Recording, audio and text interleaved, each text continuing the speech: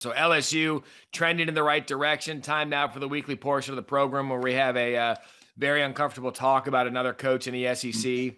And I was probably a little harder than I have been on this coach on College Football Final last night, probably because of the post-game sound where the coach was saying, well, we're moving the ball. We just got to figure it out. It was Jimbo Fisher after going into Columbia and after being off for a week. They were off for a week. So 14 days or 12 days, 13 days, whatever it was from the time they played the last game till now. First play from scrimmage, they allow a 100-yard kickoff return. Then they had a near pick six. And now you've got Shane Beamer, who's won 4 in a row at South Carolina. And Texas A&M cannot get out of their own way. No, so now the one thing that has been established is Jimbo is assured of that 8-4 season at the minimum, and he would be very lucky to finish 8-4. And I don't know how else you can characterize this. If the predicate of every sentence is, but he won't be fired because he has an $86 million buyout, then what's the subject? The subject is this has been a bad hire.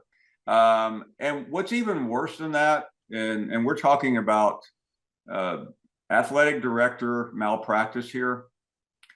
That was giving him an extension last year, Matt. The hire was fine. Everyone thought it was a great idea, the money. But what had Jimbo Fisher done to encourage Ross Bjork, the athletic director, to give him an extension that made it impossible to fire him? Well, why did he get the extension? Because there were rumors that Jimbo might be looking at LSU. To finish the previous part of the conversation, and Bjork is not going to be out Twittered by anyone. So he was on our show in November. He brought the subject up. Oh yeah, there are a lot of rumors out there, but we're not letting Jimbo go. I've never heard anybody do that, but this guy, probably it was a little concerned about his reputation. He had been at Ole Miss with Hugh Freeze and had gotten out, and now he's at A&M.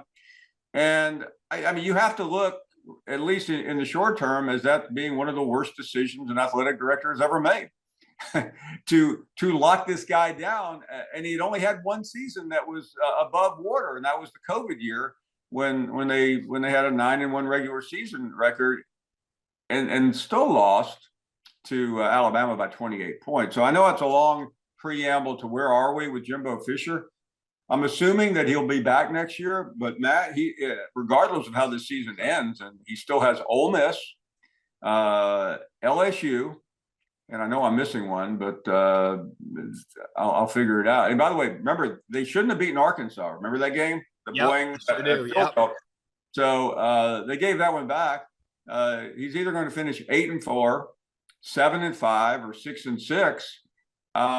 He's going to be on the hottest seat in the history of hot seats next year. I don't know how else to put it. So here's where I am. Let me pull up that schedule because I do want to look at it with you real quick. So they've got Ole Miss next Saturday at Texas A&M. They've got Florida. Oh, I forgot about Florida. Sorry. They've got Auburn and they've got LSU. So, and the one they've on dessert week, cupcake week, they've got UMass. So Ole Miss is going to be a tough out. Florida, it's Florida. Anthony Rich, they're going to be a tough out. Auburn will play you hard. I know they're in a bad way, but they're going to play you for 4 quarters.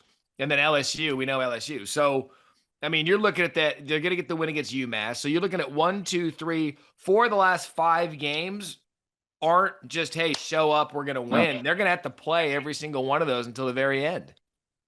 Yeah, and the way they're playing, it's hard to believe they're going to fare well. They didn't lose. They didn't lose to a great South Carolina team. This is a team that lost by 2 scores on the road to Arkansas, a team that somewhat has disappeared, even though they had a big win a week ago.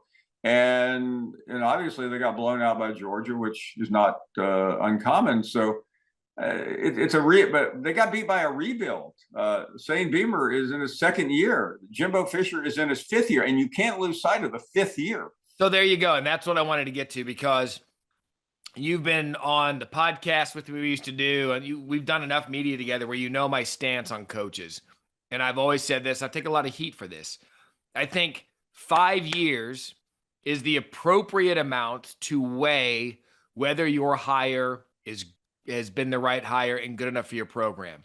Now, there are some extenuating circumstances where Willie Taggart, there was other stuff going on there where you're just like, this guy is not going to be able to get this done. Jimmy Lake at Wisconsin or at Washington, that was another one you're just like, oh my God, we have made a horrible mistake. We need to get out of it. Those are outliers. But for me, it's, and I'll go through this again, year one, hey, I'm here. I got to lay my foundation, and I got to coach up who's here. Nowadays, you bring in the guy in the portal, great. Year two, you're trying to build on that foundation with some new guys that you've brought in, still coaching the prior regime's players. Year three, now you've got 2.5 recruiting cycles in. You should start winning football games if you're the right coach. Year four, now you're set. You've pretty much turned over the entire roster. That's the season where you have to win to set up year 5 to say, now we're a program again. And that's where we are with Jimbo Fisher. He's in year 5. He's an offensive guy. They still don't have an offense. Yeah. They're still trotting out quarterbacks that you're just like, Haynes, what are you doing? And remember something, last year, Haynes King was the starter. He got hurt. Calzada did one good thing. He won the Alabama game. This year, Haynes King, starter again. He gets hurt, and then the backup gets hurt. And Jimbo had the nerve 2 weeks ago at Alabama to say, well, we had our backup quarterback in here. That's your starting quarterback for the last 2 years. And I think that's another disconnect is, Jimbo's a quick talker. Everybody remembers the meltdown with Saban, which now seems like 100 years ago, doesn't it? And all he has to show for himself is a win over Alabama in the number 1 recruiting class. But number 1 recruiting classes do not live for long. That puts you in really serious jeopardy and he's recruiting well now, but we're a long way from signing day. And there's nothing he can do now. There's nothing he can do to stem the criticism and the speculation. And this was not a rebuilding year or a transitional year. I had Billy Lucci, who's very well respected in that area. He was on our show the week of the first game. He said, Paul, I know next year is supposed to be the year, but the talent on this team is enormous. They could surprise everybody. That's coming from a guy who goes to practice and is close to Jimbo Fisher. So do not be misled by anything you hear from A&M. This season has been a complete and total disaster.